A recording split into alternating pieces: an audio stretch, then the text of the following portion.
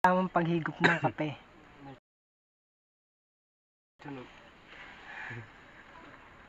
Tapos,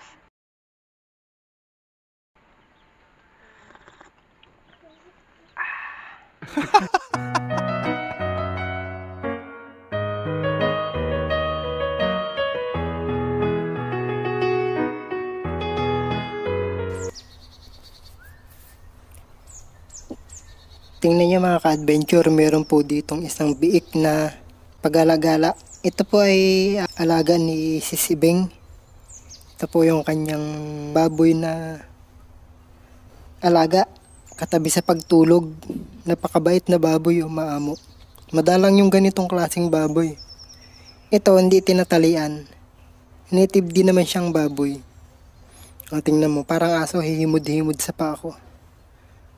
Kaso nga lang, pagka tumagal na hinihimod, kinakagat daw. Pero hindi naman masakit. Tingnan mo, susunod-sunod lang siya. Kung saan ako pupunta, susunod rin siya. O, yan o. Ang bait niyang baboy, yung cute pa. Kamukha ni ano. O, yan o, tingnan mo. Parang aso siya, hihimod-himod ng paa. Kung nasaan ang amo, dun siya pupunta. O, bait-bait o. Tingnan mo, meron siyang pakainan, parang aso din o.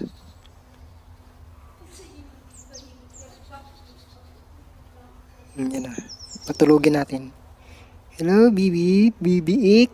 Bibiik. Tulog ikaw. Tulog. Sige, matulog ikaw. Nililiguan din to.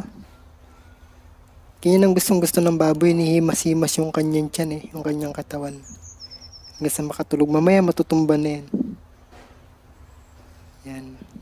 Kawawa nga kasi. Tingnan mo may sugat. Siguro laging kinakamot. May sugat siya. Kawawa naman. Nilalangaw na sugat. Himurin na naman pa ako. Baka kagat.